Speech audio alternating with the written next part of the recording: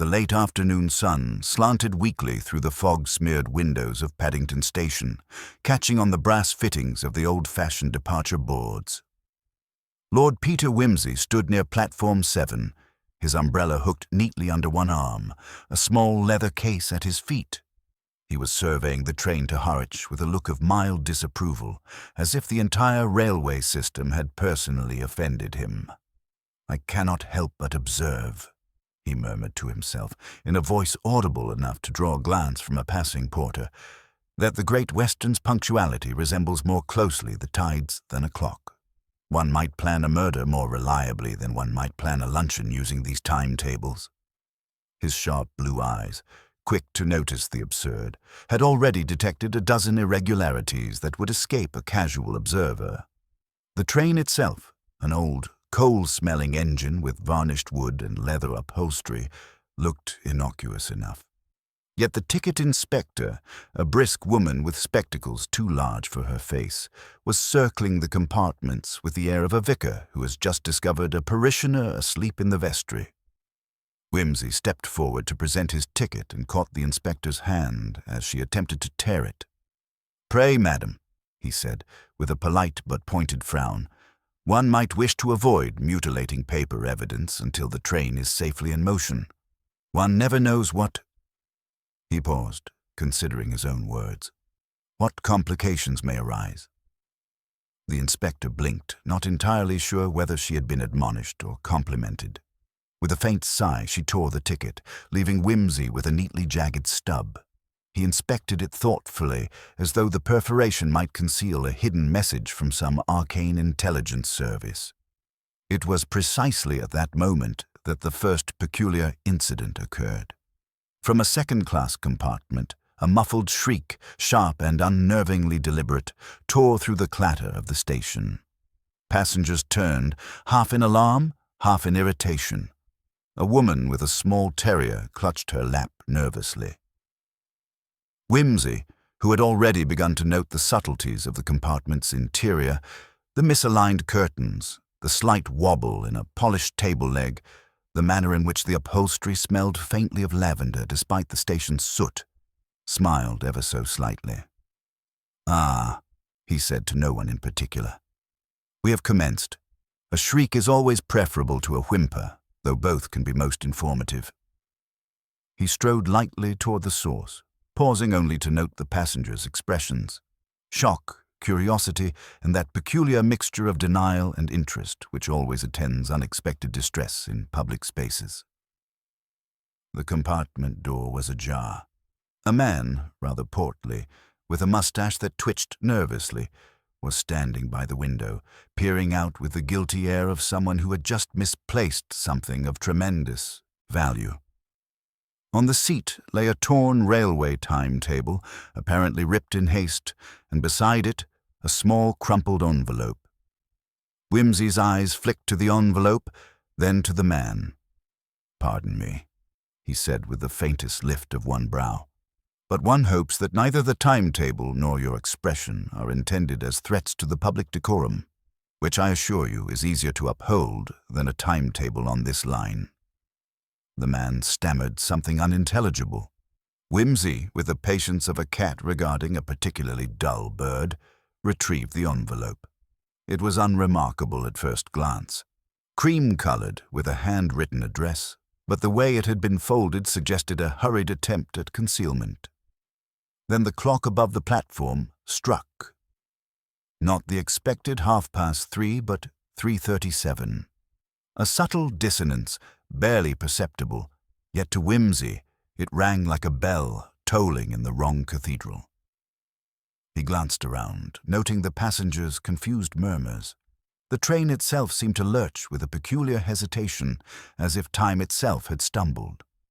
And in that hesitation, Lord Peter Wimsey, detective, dilettante, connoisseur of the curious, felt the faintest thrill of anticipation. Something had occurred that did not fit, something that no mere accident could explain. And as the train whistle blew, hesitant and slightly off-pitch, he realized that this journey to Station Zero would be unlike any other. For the first time, a faint, inexplicable chill traced his spine.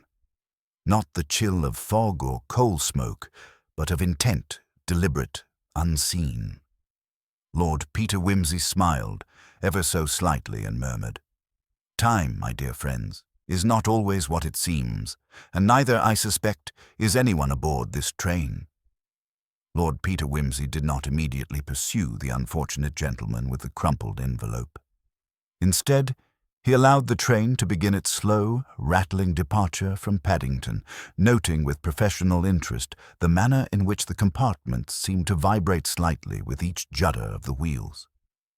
The passengers, recovering from their momentary discomposure, rearranged themselves with a semblance of decorum, though a few continued to cast furtive glances toward the compartment where the incident had occurred. Wimsey, umbrella tucked neatly under his arm, strolled down the corridor, his eyes scanning faces and gestures with the precision of a surgeon examining tissue. The portly man with the twitching mustache had seated himself now, attempting a casual air, but the tension in his shoulders betrayed an unease that even the lull of the train could not erase. "Good afternoon, sir," Wimsey said smoothly, taking the liberty of seating himself across from the man as though no formal introduction were necessary. "Might I inquire as to the cause of that rather alarming outburst?" The man flushed, fumbling with the edge of his ticket stub. "It's nothing, simply a misunderstanding," he muttered. "A disagreement over seating arrangements. One's nerves, you understand." Wimsey's lips curved in the faintest hint of a smile. "Indeed. Nerves have an extraordinary talent for announcing themselves with the appropriate shriek." His gaze, gentle but unyielding, lingered on the man's hands. And yet one observes that the timetable did not suffer damage until after the vocal demonstration. Curious, is it not, that inanimate objects are so often enlisted in human theatricals? The man blinked, uncertain whether to feel complimented or rebuked. I merely dropped it," he said. "Ah, dropped, yes. One must always consider the method of a fall," Wimsey murmured. "A timetable falling straight to the floor is one thing. A timetable torn in half, however, suggests deliberation, perhaps unconscious, perhaps otherwise." Before the gentleman could respond further, Wimsey's attention shifted to the other passengers. A young woman in a pale blue hat was watching them with the air of a person who had long since learned the futility of ignoring minor chaos. Across the aisle, a man with spectacles perched precariously at the end of his nose was quietly scribbling into a small notebook, every so often glancing toward the compartment in question. Wimsey noted the subtle stiffness of his posture, the careful way he held the pen. Even in these small details, he found clues, the faint traces of anxiety, the deliberate measures taken to avoid incrimination or embarrassment. The young woman's eyes flicked toward the compartment again, and then back to Wimsey, with an expression somewhere between curiosity and amusement. "It seems," she murmured, almost to herself, "that the train has a penchant for peculiar incidents." "Peculiar indeed," Wimsey said lightly, inclined as if he was sharing a confidential observation. "But peculiarity often serves as the first whisper of truth. One simply has to listen carefully and with patience." He allowed a moment of silence, letting the rhythmic clatter of wheels on rails fill the compartment. Then he rose with polite decisiveness. "Might I impose upon you all for a few words concerning the sequence of events?" His voice carried the authority of someone accustomed to extracting information without overt coercion. The portly gentleman swallowed. The notebook man straightened, and the young lady adjusted her hat, each preparing themselves in some instinctive anticipation of what was to come. Wimsey, taking careful note of their reactions, began a series of seemingly casual questions. The exact time of their boarding, the compartments they had occupied previously, the reasons for any slight delays in seating. Each answer, though superficially trivial, contained the faintest inconsistencies, half a hesitation here, a slight exaggeration there. "Interesting," Wimsey murmured. noting how the portly man had claimed to have boarded precisely at 3:15, yet his ticket had been stamped 3:17. 2 minutes discrepancy, but in a journey measured by strict minutes and shunting schedules, 2 minutes can make all the difference. One must always ask why. As the train swept out of the station and into the late afternoon fog, the detective continued his quiet scrutiny. The compartment was ordinary, yet within its ordinariness he discerned the threads of something quite extraordinary. Attention, carefully masked, a chain of small contradictions that, when examined in sequence, suggested the deliberate orchestration of events. Whimsy's thoughts turned again to the envelope, to the torn timetable, to the subtle misalignment of the compartment's curtains. Each was an insignificant detail in isolation, yet together they hinted at a pattern. Small gestures, almost theatrical, masking an intention that would become clearer in time. And he knew, with that certain foreknowledge that had never failed him, that the answers he sought were hidden not in grand gestures, but in the mundane, in the precise measurement of seconds, the exact tilt of a chair, the unguarded flicker of an eye.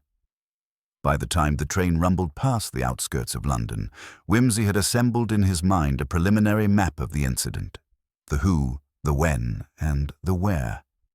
All carefully recorded, each fact ready to be tested against subsequent revelations. The passengers, oblivious or unwilling to acknowledge their own duplicity, continued their quiet observation of one another, and Whimsy, standing with his umbrella once more under his arm, allowed a small private smile to touch his lips. Station 0, he reflected, would reveal much more than a mere torn ticket. As the train rumbled onward, the late afternoon light began to fade into a misty, indistinct grey, and Lord Peter Whimsy found himself studying the interplay of shadows and reflections upon the polished compartment panels. The portly gentleman remained seated, though his knuckles had whitened upon the armrest, while the young woman in the blue hat had taken to flipping absent-mindedly through a small travel guide, her eyes darting toward the door whenever it creaked. Across the aisle, the man with the notebook was now scribbling with quiet urgency, pausing only to glance furtively toward the torn timetable lying like a neglected relic on the seat beside the portly man. Whimsy leaned lightly against the window frame, watching the pale fields blur into streaks of silver and green. "Curious," he murmured under his breath, more to himself than to any of his companions. So many actions meticulously performed, yet so obviously designed to conceal what precisely? He paused, allowing the rhythm of the train to absorb his words, letting the compartment settle into a silence broken only by the faint squeak of springs and the occasional cough. It was then that the conductor arrived, a stout man with a carefully waxed mustache and the sort of expression that suggested habitual suspicion. He addressed the portly gentleman first. "Excuse me, sir. Your compartment ticket, please. I need to verify your passage." The man produced his ticket with a trembling hand. The conductor examined it, raised an eyebrow, and then, with a measured nod, handed it back. "Very well, sir. But the next inspection will be at the next stop, and I suggest you remain presentable." He tipped his hat and moved on, though not before casting a faintly questioning glance at Whimsy, who merely inclined his head with polite acknowledgement. The encounter seemed trivial, yet Whimsy noted the micro-expression, a twitch of the mustache, the quickening of the pulse visible in the portly man's neck. All evidence, however minor, was data to be collected. The portly man exhaled sharply once the conductor had moved on, muttering something about the inefficiency of railway administration. Whimsy's ears pricked at the carefully disguised irritation. There was nothing accidental about it. That irritation was a shield. Whimsy's attention then returned to the young woman, whose curiosity was becoming more pronounced. "You are observant," he said lightly, "and yet you are careful. Very careful. One would imagine that a person might become either overconfident or careless in such circumstances. And yet you," he tilted his head slightly, studying her expression, "remain precisely in between." Her lips quivered in response to his assessment, a barely perceptible concession that he had touched upon a truth she had hoped to conceal. The notebook man, sensing perhaps that the conversation had taken a turn towards scrutiny, scribbled faster, a nervous rhythm that betrayed more than the content of his notes. Whimsy's gaze flicked to the folded paper in his lap, noting how it was held with almost reverential care, the corners pressed flat as if to avoid the smallest crease. That in itself was curious. One preserves paper only when its contents possess some value, yet no one had admitted to knowledge of anything significant. The contradiction was delicious. Whimsy allowed a moment of silence, letting the train's gentle sway underscore the tension before speaking again. I am always interested in the ordering of events, the precise timing of one movement against another. Would you, gentleman and lady, permit me to inquire, in the interests of clarity, the moments of your boarding? The portly gentleman, your arrival was stated at 3:15, yet the stamping of your ticket, 3:17. A minor discrepancy, perhaps, but one that invites question. And you, he nodded toward the notebook man, were observed to glance toward a particular compartment a fraction of a second before the incident, an action which, unless fortuitous, requires explanation. The portly man shifted uncomfortably, muttering about the unreasonableness of such scrutiny. The notebook man hesitated, pen poised, and the young woman lowered her guidebook. All three were now thoroughly entangled in a web of observation that Whimsy had begun to spin silently, almost imperceptibly around them. "Ah," Whimsy continued, his tone lightly arch, "we find that even the most mundane moments conceal small theatre.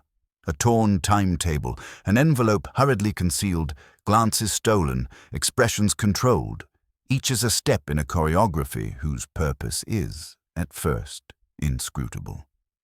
He paused, letting the weight of his words sink in. Yet patterns emerge if one watches patiently, and patience, my dear companions, is often rewarded. The portly gentleman exhaled sharply, and Whimsy detected a subtle shift in posture, an instinctive attempt to mask the telltale signs of guilt or complicity. The young woman's fingers tightened around the corner of her guidebook, and the notebook man's pen hesitated mid-scribble, poised as if awaiting permission to continue. In the microcosm of that compartment, the undercurrents of motive, fear, and concealment had begun to reveal themselves. And as the train approached a small, fog-bound station that was barely more than a signal box and a platform, Whimsy leaned back, the faintest of smiles playing across his lips. He knew that a red herring was already in motion, a figure whose guilt was obvious to all, but whose innocence was yet to be proved. In this delicate balance between observation and inference, between the seemingly trivial and the subtly vital, the game had begun in earnest. Time, he noted, was already revealing the faintest hints of its own irregularity, and the journey to Station Zero promised secrets that were anything but ordinary. The train slowed with a soft, juddering rhythm as it approached the fog-shrouded station, its whistle a plaintive wail that seemed to linger in the damp air. Whimsy observed the platform with his customary mixture of curiosity and mild exasperation. A solitary porter, a bench worn smooth by years of use, and a flickering lamp that threatened to plunge one end of the station into shadow. The passengers shifted, preparing to alight, each movement measured and deliberate, as if they had rehearsed the disembarkation to conceal inner perturbations. Whimsy allowed the portly gentleman to step first, noting the careful avoidance of eye contact with the platform. The envelope remained clutched in his hand, though pressed now against his hip rather than hidden in his lap. Even from a distance, Whimsy detected the tension radiating from him, a man attempting to maintain control over circumstances that had already begun to escape him. The young woman followed, her steps light but precise. She glanced once at Whimsy, an unspoken acknowledgment that his scrutiny was both unwelcome and inescapable. The notebook man lingered for a moment, glancing furtively toward the compartment they had just vacated, as though seeking reassurance that nothing untoward had been left behind. Whimsy's eyes, however, noted everything: the slight scuff of shoes against the platform's edge, the faint curl of paper corners, the way a hand trembled just enough to betray nervous energy. As the train hissed and released its brakes, a sense of imperceptible tension hung over the small group. Whimsy, though outwardly composed, had already begun reconstructing the timeline in his mind. The shriek on the train, the torn timetable, the furtive glances, each event was now a point on an invisible grid, waiting for the lines connecting them to reveal a coherent pattern. "Shall we step to the waiting room?" he suggested lightly, gesturing toward the small wooden building whose windows glowed faintly through the mist. "It appears we may require privacy in order to elucidate the sequence of events with a minimum of distraction." The portly gentleman muttered acquiescence, though his jaw remained tight. The young woman followed without comment, and even the notebook man trailed after, pen poised and brow furrowed. Within the small, varnished interior of the waiting room, Whimsy allowed himself a moment to survey his surroundings. The ticking of a solitary wall clock, the slight unevenness of the floorboards, and the faint scent of damp wood mixed with coal smoke. Every detail, however trivial it might appear, contributed to the lattice of observation upon which his deductions would soon rest. He turned his attention to the portly gentleman, whose discomfort had reached a crescendo. "Sir," Whimsy began, voice soft but precise, "let us consider, if you will, the nature of small deceptions. A timetable torn, an envelope hidden, glances stolen, all acts which, in isolation, may be overlooked. Yet together they suggest intention, do they not?" The man's lips pressed into a thin line. I assure you, there was no intention beyond common confusion," he stammered. "Common confusion," Whimsy repeated, arching an eyebrow. "Indeed. Yet the notion that one might experience confusion so pronounced that one's behavior departs from strict adherence to temporal fact, arriving at a platform 2 minutes after one's ticket has been stamped, for example, invites curiosity." The young woman's lips twitched as though she might have laughed, but contained herself. The notebook man scribbled rapidly, the rhythm of his pen betraying the tension that words alone could not convey. Whimsy, for his part, allowed a brief silence to settle, punctuated only by the ticking of the clock. "Let us proceed with a careful review of the boarding sequence," he said at last, his voice retaining the faintest trace of amusement. "We will reconstruct moment by moment the passage from Paddington to the present point. Exactitude will reward us, I assure you." The exercise was deliberate and exacting. Whimsy asked about compartments, seating choices, and the precise moments at which tickets had been presented. In each answer, minor discrepancies emerged, a hesitation here, a rounding of times there. They were insignificant in isolation, but to Whimsy, each was a subtle note in a composition whose melody only he could perceive. By the time the fog thickened outside and the station lamp flickered with a weak persistence, he had begun to discern the outlines of a pattern. The portly gentleman's movements were designed to mislead, to suggest guilt where none might ultimately exist. The young woman's observant silence was deliberate, a protective mechanism masking knowledge she had yet to reveal. And the notebook man, whose diligent record-keeping might have seemed innocuous, was, in fact, the most unreliable narrator of all, the nervous energy in his writing betraying thoughts he had not yet articulated aloud. Whimsy's mind, always alert to the improbable and the overlooked, now lingered on a detail from the train itself. The subtle hesitation, almost imperceptible in the departure. A pause of less than half a minute, yet sufficient to suggest a minor tampering with routine, a temporal anomaly that could not be ignored. "Time," he murmured, as the lamp cast shadows across the polished wood of the waiting room, "is as revealing as it is merciless. One cannot conceal everything. The smallest irregularity will betray intention sooner or later. And it is in these intervals, fractions of minutes, microcosms of hesitation, that the truth often lurks. He allowed the statement to hang in the air, his gaze sweeping from the portly gentleman to the young woman, and finally to the notebook man, whose pen had stilled as though sensing the weight of observation. The investigation, quiet yet inexorable, had begun to take shape. Every tremor, every glance, every hesitated word would contribute to the eventual revelation. And somewhere in the folds of these small, carefully measured actions, the truth awaited, patient, concealed, and yet unavoidable. The train groaned back into motion, the soft rattle of wheels against rail a steady counterpoint to the quiet tension that had settled over the compartment.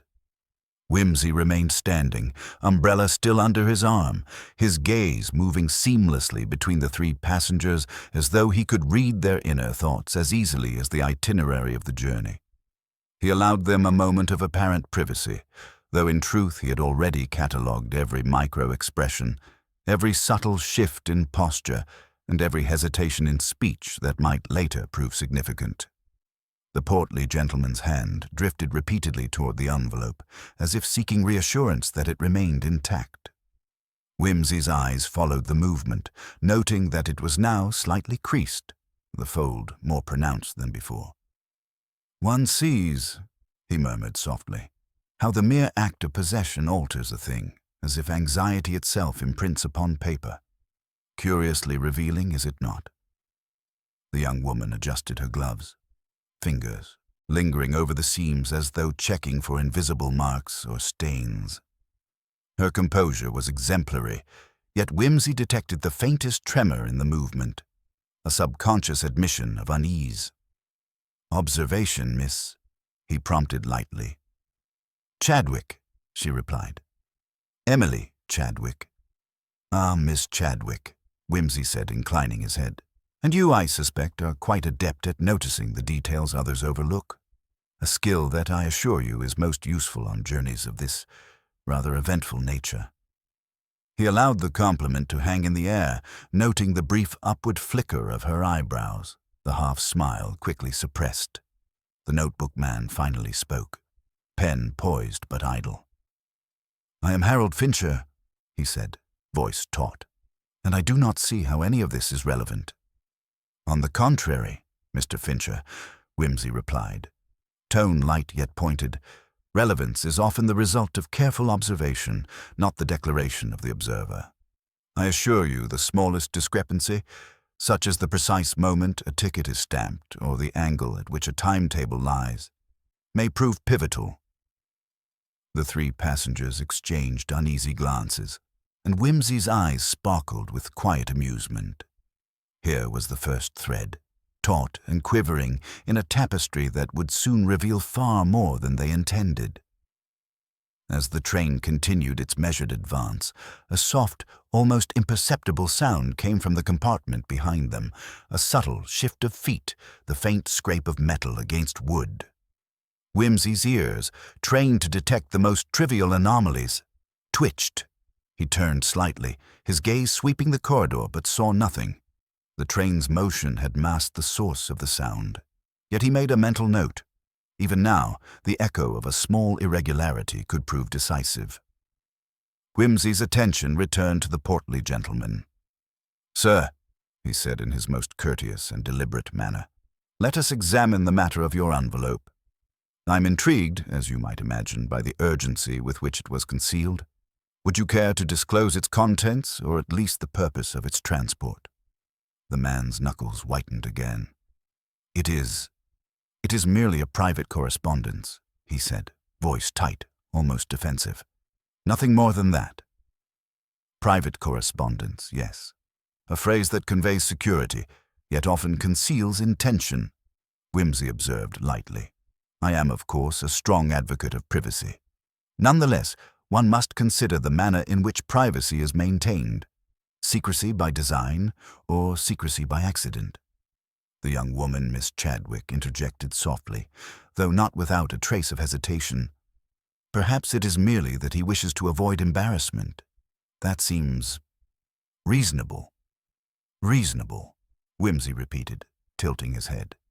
And yet reason has a curious way of intersecting with circumstance in ways that reveal far more than the observer intends. Consider, for example, the torn timetable. A simple mistake or a deliberate act to distract from another small yet significant irregularity. Mr. Fincher's pen finally began moving again, though his notes were uneven, the script shaky. Whimsy observed him keenly, noting the contradictions between his written account and his spoken words. Every hesitation, every overcorrection added weight to the developing picture, a picture that suggested manipulation rather than accident. By the time the train passed beneath a low-arched viaduct, Whimsy had constructed an outline of the first red herring. The portly gentleman appeared guilty, overly anxious, protective of the envelope, and at the center of the initial incident. Yet the careful sequence of events, the subtle anomalies, and the behavior of the other passengers hinted that appearances might deceive. There was, he suspected, a more subtle orchestration at play, one that required observation, patience, and the eventual testing of timelines against fact. "Observe," he said quietly, drawing their attention to the faintly distorted clock above the door. "How even instruments designed to mark time can falter. A discrepancy of 30 seconds, perhaps unnoticed by all but the most attentive, may yet illuminate the truth. All depends upon noticing the incongruous and following it to its logical conclusion." The three passengers remained silent, each aware, without admitting, that they were now part of an intricate mental experiment, orchestrated by a mind both observant and implacably patient. And as the train began its slow descent into the next fog-laden station, Lord Peter Whimsy felt the familiar thrill of approaching revelation. The game was no longer theoretical. It had begun in earnest, and the first clues to its resolution were already falling into place. The train slowed to a juddering halt at the small station, a solitary lamp flickering against the creeping fog that hugged the platform like a reluctant ghost. Whimsy remained standing, observing the subtle adjustments each passenger made as they prepared to step onto the damp, creaking boards. The portly gentleman, whose anxiety seemed now almost tangible, clutched the envelope with renewed vigilance. Miss Chadwick adjusted her gloves once more, an unconscious gesture of composure, while Mr. Fincher kept his pen at the ready, though his eyes darted nervously between the three of them. Whimsy's mind, ever alert to the smallest deviation from expectation, had already begun reconstructing the sequence of events since their departure from Paddington. He noted how the train's brief pause before the station, just a fraction longer than the schedule allowed, had altered the portly gentleman's carefully timed actions, the subtle misalignment of the timetable, and the nearly imperceptible tremor in Mr. Fincher's pen. Each detail was a fraction of a larger puzzle, a thread that, when followed, promised revelation. "Shall we step outside?" Whimsy suggested lightly, gesturing toward the fog-bound platform. "It appears that the ambient conditions may favor a more precise examination of our little episode." The three passengers exchanged glances, and with a mixture of reluctance and obedience, followed. The fog clung to the station like a shroud, the platform boards slick with moisture. A solitary porter moved along the edge, raising his lamp to peer at the train doors with faint suspicion, though he quickly averted his gaze upon encountering Whimsy's disarming smile. Once outside, Whimsy directed his attention to the portly gentleman. "Sir, I should like to revisit the moment immediately preceding your shriek aboard the train. You will forgive me for persisting, but the exact sequence of gestures, expressions, and interactions is rather essential to our understanding. If you would be so obliging as to recount it in precise detail." The man swallowed, eyes flicking toward the envelope once more. I reached for a timetable and it slipped. Then, well, I reacted," he stammered. "Indeed. Whimsy replied, with faint arching of the eyebrows. Reaction is always instructive, yet one may observe that the envelope and the timetable were both involved in this unfortunate incident. A coincidence, perhaps, or a subtle orchestration. Miss Chadwick shifted her stance, the fog swirling around her boots. Well, it seemed a moment of confusion. Nothing more, she said, though her voice carried a note of hesitation that did not escape Whimsy's attention. Confusion, Whimsy repeated softly, as if tasting the word, can be quite revealing. It exposes character, impulse, and occasionally, deceit. I should like to explore another matter, if you will permit. The exact timing of your boarding, your seating choices, and any movement prior to the train's departure. The minutiae of these actions, though trivial to some, may illuminate motives and intentions otherwise obscured.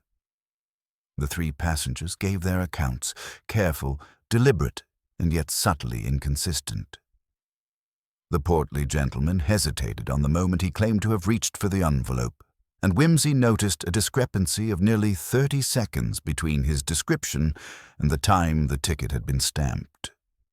Miss Chadwick, for all her apparent composure, faltered in her recollection of the exact moment she had taken her seat, while Mr. Fincher's written notes betrayed tiny omissions, skipped words, hesitations and corrections that suggested anxiety and distraction.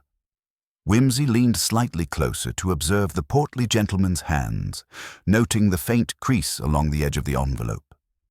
One observes, he said softly, that handling, even inadvertent, leaves traces. The very act of concealment or care produces evidence. One need only be attentive to discern it.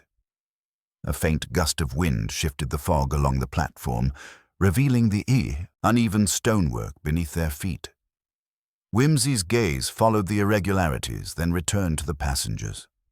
And so, he continued, we have multiple small irregularities, each seemingly insignificant, yet collectively indicative of a pattern. It is not merely what is done, but when and in what manner that forms the basis of understanding. The train's whistle blew once more, faint and distant, a reminder of time's inexorable march.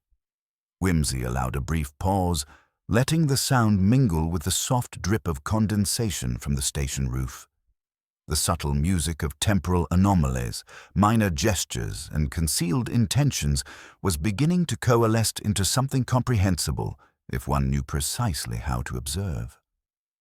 Time, he murmured, turning slightly to include all three passengers in his gaze, is a stern instructor. It reveals that which we most fervently hope to conceal, and it measures the minutest deviations from expectation. The sequence of actions aboard the train, trivial in isolation, now demands careful attention. And I, for one, am most curious to see how they interlock. With that, he motioned toward the fog-enshrouded path leading away from the platform. The investigation, subtle and deliberate, was poised to advance from observation to scrutiny, each small inconsistency a step toward uncovering the truth that lay hidden in plain sight. And somewhere, within the interplay of gestures, glances, and minor delays, the logic of the mystery was beginning to reveal itself, just as the faint, chilling anticipation of what awaited at Station Zero took root in Whimsy's keen mind. The fog lay thick upon the station platform, curling around the trio of passengers like a hesitant curtain, and Whimsy observed it with his habitual mixture of curiosity and faint amusement. The portly gentleman's grip on the envelope had tightened further, his knuckles pale, betraying the effort to maintain composure. Miss Chadwick's fingers flexed around the edges of her gloves, a subtle signal of the tension she labored to suppress, while Mr. Fincher's pen, previously poised in deliberate anticipation, now rested idle, as if he had sensed the gravity of the scrutiny he was under.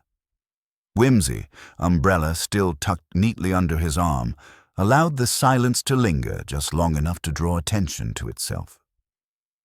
The clock above the station office ticked steadily, each second punctuating the faint irregularities in the train's earlier departure that he had already catalogued.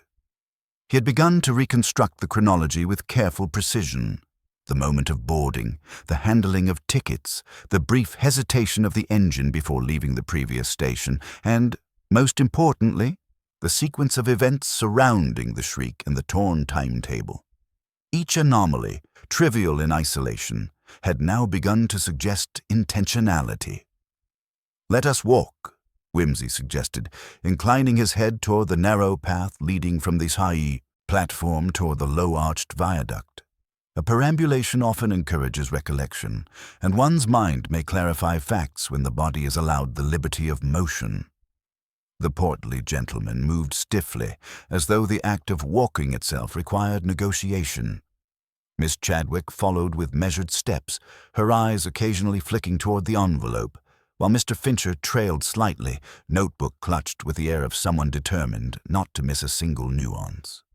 Whimsy, as ever, took the lead, casting a sharp, discreet gaze along the fog-dimmed outlines of the platform, noting the slight unevenness in the boards and the faint, almost imperceptible drip of water from the eaves above. "Sir," Whimsy began gently, turning to the portly gentleman as they walked, "your reactions aboard the train were instructive. One must ask, did you intend to draw attention to the timetable, or was the tearing entirely accidental?" The man flushed and stammered, attempting to mask his unease with a weak smile. "I assure you it was an accident," he said. The envelope—" His voice trailed off, revealing more than he intended. Whimsy inclined his head ever so slightly. "I see. One must always distinguish between deliberate acts and those which merely appear so. Yet the distinction is rarely as obvious as one hopes. Consider the envelope. One does not press it carefully to conceal nothingness. There is purpose, though perhaps hidden even from oneself." Miss Chadwick shifted her stance, her voice soft but deliberate. "Perhaps it is simply that he values privacy. There seems no harm in that." "Privacy, yes," Whimsy replied, almost as though he were weighing the concept in his hand. "And yet, as we are beginning to discover, privacy can be orchestrated to conceal far more than embarrassment or trivial correspondence. Even a small hesitation, a minor adjustment of gloves or envelope, becomes meaningful when examined in sequence." He allowed the comment to hang, then turned his attention to Mr. Fincher. "You, Mr. Fincher, are the meticulous recorder, and yet the pen may reveal what the tongue conceals. Are you confident that your notes are a faithful transcription, or has anxiety dictated omissions of which you are unaware?" Fincher's fingers tightened around the notebook. I believe so," he said, though the uncertainty in his tone betrayed him. "Ah," Whimsy murmured, letting the word float between them like a faint bell. "Confidence is often the most unreliable ally in observation. One's attention may be complete, yet the interpretation flawed." They reached the base of the viaduct, where the fog pressed close and the path narrowed, forcing the three passengers into a smaller, almost intimate space. Whimsy paused, letting the ambient silence settle, punctuated only by the distant clatter of the departing train. "Let us consider another element of our little investigation, sequence and opportunity. The shriek aboard the train, the torn timetable, the envelope and your reactions, all occurred within a narrow span of minutes. Each action constrains the next. One cannot act in isolation, and yet each must be deliberate if one seeks to mislead or conceal." The portly gentleman's lips pressed into a thin line. Miss Chadwick's eyes flicked toward the envelope once more. Fincher's pen twitched, though he made no attempt to write. Whimsy's gaze swept over them in turn, noting every subtle movement, every micro-expression. "And so," he continued softly, "we are faced with a tableau. 3 individuals, each with a role, each with intentions partially concealed, each interacting within a framework of time and circumstance. The first impression of guilt or innocence may be obvious to the casual observer, yet when one examines the interplay of actions, gestures, and chronology, the true design begins to emerge." A faint wind stirred the fog, curling around their feet, and Whimsy allowed himself a slight smile. The threads were now beginning to converge. The initial shriek, the torn timetable, the subtle delays, and the small inconsistencies in explanation all hinted at a deeper orchestration. Somewhere, concealed beneath layers of misdirection and minor irregularities, lay the truth waiting to be unveiled. And Lord Peter Whimsy, with his customary patience and unerring attention to the smallest anomaly, felt the thrill of anticipation. Station Zero awaited, and with it, the first revelations of a deception that had been carefully constructed, yet was already beginning to unravel under the relentless scrutiny of time, observation, and subtle logic. The fog thickened as the group continued along the narrow path, the lamplight from the station behind them casting long, wavering shadows that seemed almost to conspire with the stillness. Whimsy walked with deliberate ease, observing not only the physical landscape, but the subtle shifts in demeanor of those around him.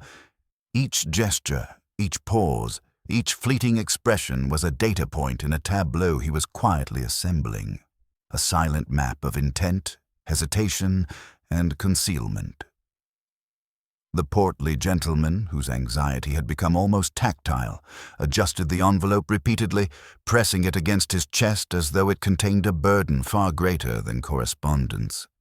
Whimsy noted the crease along its edges, the slight indentation where fingers had lingered too long, and the faint smudge of coal dust likely picked up at the station platform.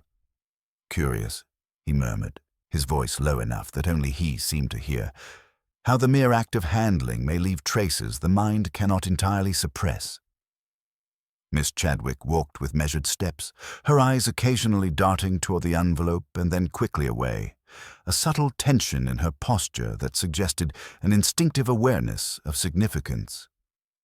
"Do you think," she ventured, softly, "that these small details really mean anything? A torn timetable, a gesture, a glance." "They do," Whimsy said, his tone both gentle and insistent. "One must always attend to the minutiae, for therein lies the architecture of truth. A glance, a gesture, a torn piece of paper, they are all steps in a sequence, each contingent upon the last. Time and action are inexorably linked, and it is through these links that deception can be discerned."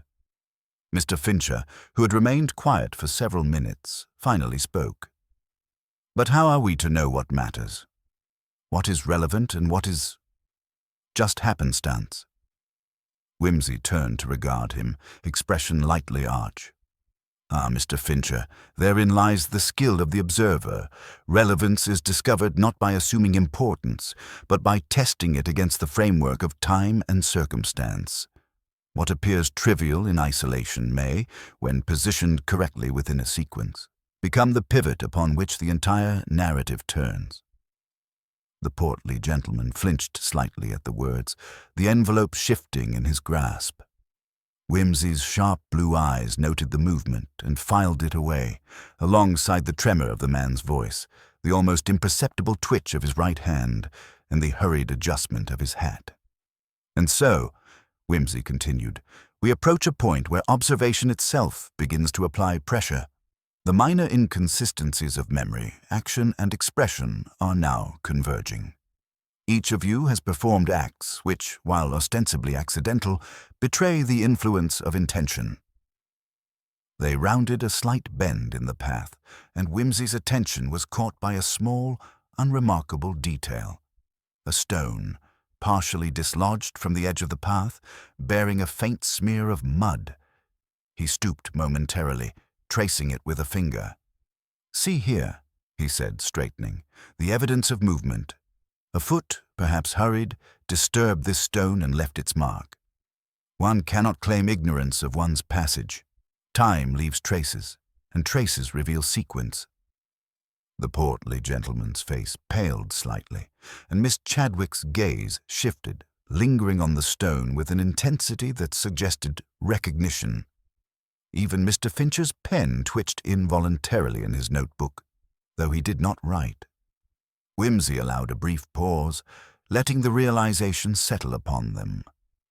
"And now," he said softly, "we begin to glimpse the architecture beneath the surface. The envelope, the torn timetable, the shriek aboard the train. These are not isolated events.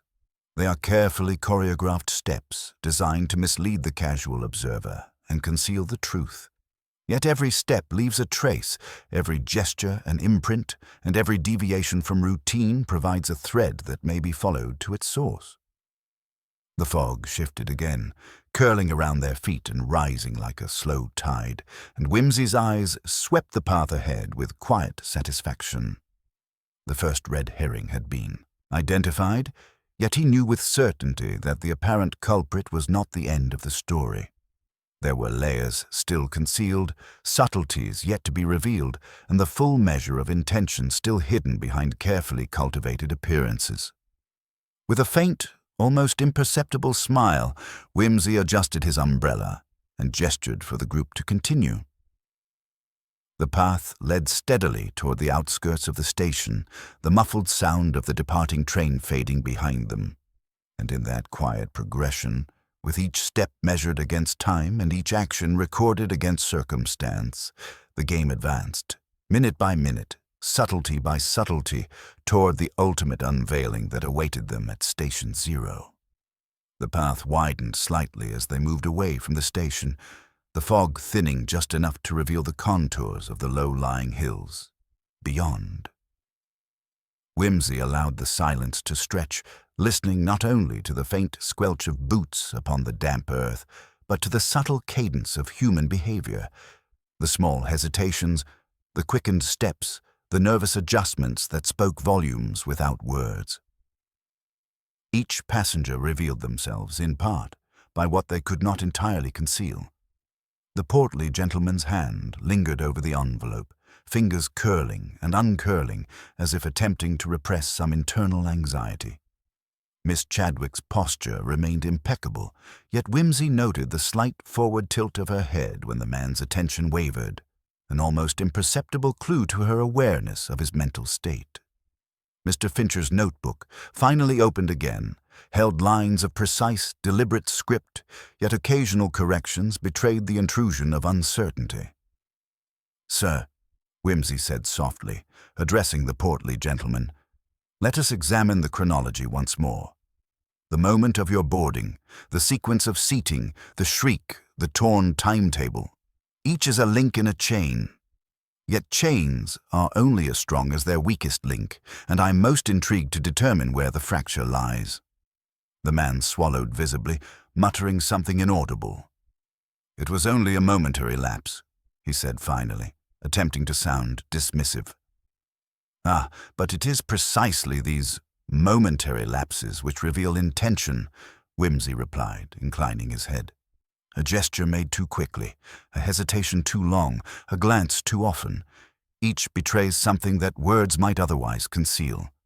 We are not, you see, dependent solely upon confession." Miss Chadwick stepped slightly closer, her voice measured but firm. "And yet surely some discrepancies are simply mistakes.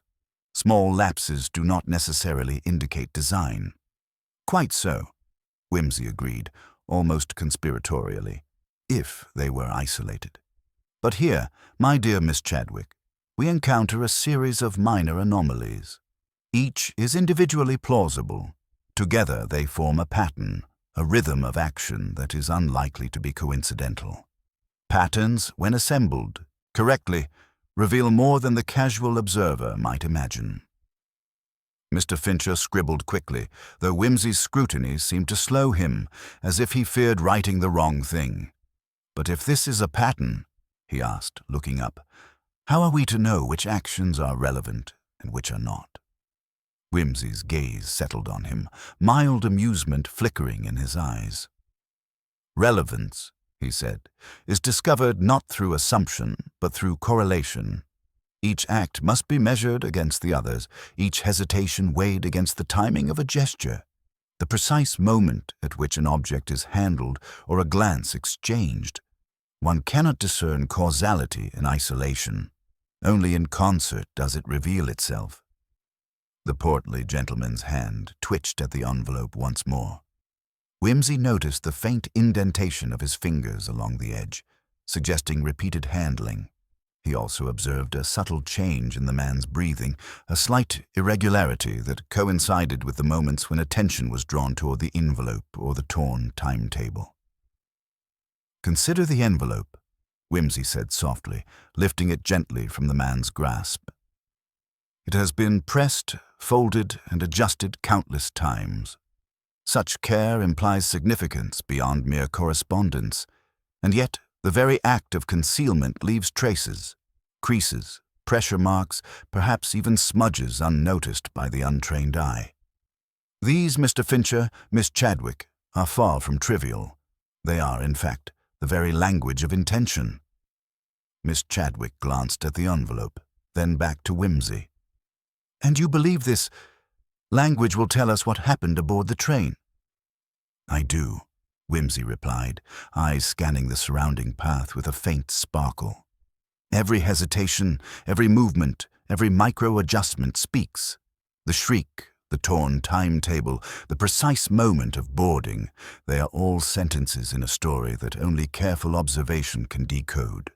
The challenge is to distinguish those which are mere noise from those which form the underlying syntax of the truth."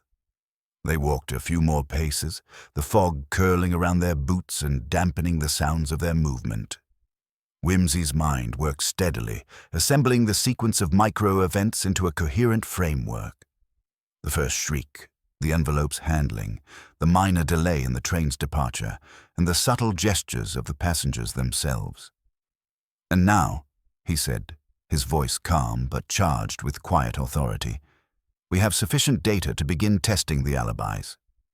Every hesitation, every adjustment, every correction in speech or writing is measurable against time, circumstance, and opportunity. One or more of you has, whether knowingly or otherwise, altered perception to mislead. The method may appear trivial, the action minor, but in aggregate, it is the architecture of intention, and it is here that the first revelation will emerge." The portly gentleman stiffened, and Miss Chadwick's eyes narrowed slightly, though neither spoke. Mr. Fincher's pen hovered once more over the paper, as if reluctant to commit thought to ink. Whimsy, umbrella tucked neatly under his arm, allowed the quiet to settle. The fog, the path, the subtle irregularities in posture and expression, all combined to create a scene perfectly suited to the subtle art of deduction. "Let us proceed," he said at last, his tone light but imbued with authority. "Time, after all, will not pause, and neither, I suspect, will the truths we seek. Each step brings us closer to the core of the matter, where appearances give way to fact, and where misdirection can no longer conceal what is patently evident." And with measured steps, they advanced along the misted path, the first hints of the underlying orchestration already beginning to resolve in Whimsy's mind, leading inevitably toward the confrontation with the carefully concealed reality that awaited them at Station Zero. The path widened into a small clearing where the fog thinned just enough to reveal the faint outline of the station's old goods shed, its timbered walls damp with moisture and shadowed by the encroaching evening. Whimsy paused for a moment, letting the three passengers gather around him, their unease now subtly amplified by the muted hush of the surrounding mist. He allowed the silence to stretch, a gentle pressure that coaxed attention toward the smallest details, the irregular placement of floorboards, the slight dip in the roof line, the faint smudge of coal dust near the doorway. Each irregularity, trivial in isolation, was a potential key in the unfolding enigma. "Now," Whimsy said, turning to face them, his voice calm but carrying a weight of quiet authority, "we arrive at a point where observation intersects with inference. Every micro-event since Paddington, your boarding, the handling of tickets, the shriek, the torn timetable, has been catalogued. Each of you, through gesture, hesitation, or adjustment, has contributed to a sequence that is now observable in its entirety." The portly gentleman shifted uneasily, hands clasped tightly over the envelope. I have told you everything," he said, voice strained. "And yet, sir," Whimsy replied, his tone lightly arch, "the truth is rarely contained within words alone. It resides in the consistency of actions, the alignment of time, and the subtle interplay of intention and circumstance. You may believe that concealment is complete, but the minutiae, creases in paper, irregular timing, hesitated gestures, betray what words attempt to obscure." Miss Chadwick's gloved hands were folded neatly before her, though Whimsy noted the slight twitch of her fingers, the shadow of uncertainty that passed over her features. "And these minutiae," she asked softly, "how can they reveal what really happened aboard the train?" "Because," Whimsy said, stepping closer to the clearing, "time itself is exacting. A hesitation of 30 seconds, a glance stolen at a precise moment, the handling of an envelope at a moment when attention should be elsewhere, all of these are measured against the immutable flow of events. Patterns emerge, Miss Chadwick, when one observes with patience and care, and patterns, in turn, reveal intention." Mr. Fincher, who had remained quiet, finally lifted his pen and began to jot notes with a tremor betraying the tension he could no longer mask. Whimsy's eyes flicked toward him, noting the faint smudge of ink on the corner of a page. An accident, yet suggestive of distraction or perhaps anxiety. Whimsy allowed a moment before continuing, letting the weight of his scrutiny settle upon all three. "We must now test the sequence against opportunity. The first shriek, the envelope's concealment, the torn timetable, and the timing of actions. These events form a lattice, and within this lattice, one or more threads have been manipulated to mislead the casual observer." The portly gentleman's face paled further, his grip tightening. I assure you, nothing was intended."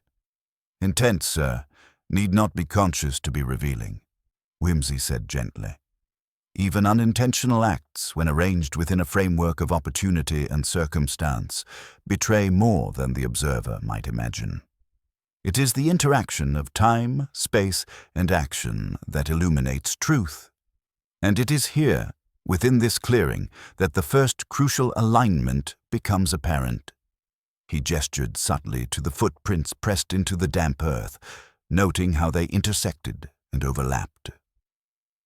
"Observe the pattern of movement, the envelope carried here, handled there, a minor hesitation at the doorway. Each step, each adjustment marks the path of events. When cross-referenced with the timing of the shriek and the torn timetable, the orchestration of actions becomes discernible. It is not speculation, it is deduction." Miss Chadwick's eyes widened faintly as recognition dawned, though she made no immediate comment. Mr. Fincher's pen hovered over his notebook, and the portly gentleman's shoulders slumped ever so slightly, the first unspoken acknowledgement that the facade was beginning to fracture. Whimsy allowed the tableau to settle, his gaze sweeping over the three in turn. And now, having observed, recorded, and aligned these sequences, we are ready to see the first thread of truth emerge. The apparent chaos of a torn timetable and a shriek is no longer random.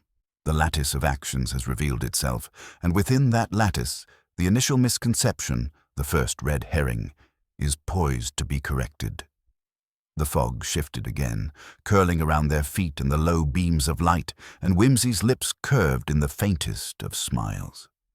The subtle architecture of concealment was unraveling under the quiet, exacting pressure of observation. Station Zero, with all its hidden truths, awaited. And at last, the first glimpse of the carefully orchestrated reality was about to be revealed. The mist hung low as the group stepped closer to the goods shed, its timbers darkened by damp and age, and the faint creak of loose boards underfoot added a soft, irregular rhythm to the quiet. Whimsy paused at the threshold, umbrella tucked neatly under his arm, his gaze sweeping the space with the precision of a man accustomed to discerning the invisible architecture of events. Every detail, every misplaced tool, every footprint, every subtle discoloration on the wood was catalogued with meticulous care, each serving as a potential clue to the orchestration he suspected. He gestured lightly toward the portly gentleman. "Sir, we have followed your actions from the platform to this point. We have noted your handling of the envelope, the subtle tremors of your hand, and the manner in which you adjusted your posture when attention was drawn. These are not idle observations, but rather threads in the tapestry of your behavior. And like any tapestry, each thread reveals its own story when viewed in context." The man swallowed, his knuckles still white upon the envelope. I don't know what more you want from me," he said, voice tight. "Nothing more than the truth, sir," Whimsy replied, tone calm yet firm. "Though one finds that the truth often refuses to be spoken plainly, it reveals itself through actions, gestures, and hesitation, details that are almost imperceptible, yet no less telling for their subtlety." Miss Chadwick shifted slightly, the light glancing off her gloves, and her composure betrayed the faintest quiver. "And you really think all these little irregularities can reveal what happened aboard the train?" Whimsy's blue eyes twinkled faintly. "I do. Each hesitation, each adjustment, each micro-movement forms a sequence. Time, circumstance, and human instinct combine to produce patterns that even the most careful deception cannot entirely obscure. And it is within these patterns, Miss Chadwick, that the first revelation waits." He moved to the center of the shed, his eyes taking in the footprint impressions on the damp earth floor, the scuff of a boot against a crate, the faint smudge of coal dust along the corner. "Observe," he said softly, "how these traces intersect. The envelope was carried along a precise path, handled at specific moments, paused at particular locations.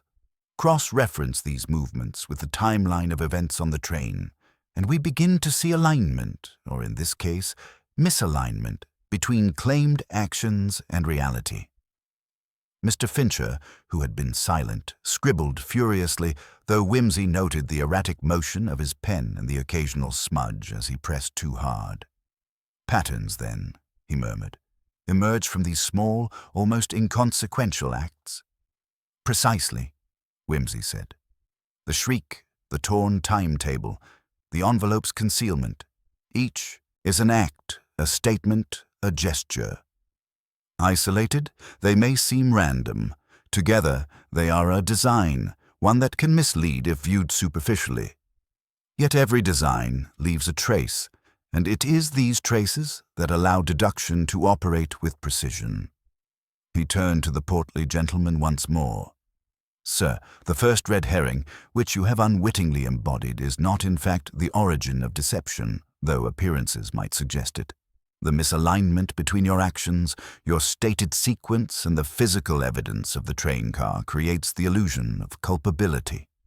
Yet the pattern indicates something more subtle, a carefully orchestrated manipulation, executed to draw attention away from the true pivot point of the events." The portly gentleman's shoulders slumped slightly, an almost imperceptible acknowledgement that his role in the orchestration was more incidental than central. Miss Chadwick's eyes widened faintly as she absorbed the implications, while Mr. Fincher's hand trembled slightly as he continued to record the analysis. Whimsy allowed a pause, letting the weight of his observation settle. "And now, having delineated the misdirection, we may proceed to identify the true architecture of events. The shriek, the envelope, the torn timetable, these are merely the surface phenomena. The underlying mechanism, the driver of intentional misdirection, awaits discovery through continued attention to sequence, to opportunity, and to the subtle indicators that betray deliberate action." He paused at the threshold of the shed, eyes sweeping the fog-laden clearing beyond. "Station Zero is near," he said, voice low but commanding. "And it is there, in the stillness and the obscured paths of circumstance, that the full pattern will reveal itself. Every hesitation, every adjustment, every minute irregularity will converge upon a single, unavoidable conclusion." And it is to that conclusion we now advance. With measured steps, the group followed Whimsy into the fading light, the fog curling about them, the scene now set for the revelation that lay at the heart of the mystery, where the careful construction of misdirection would finally give way to the inexorable clarity of deduction.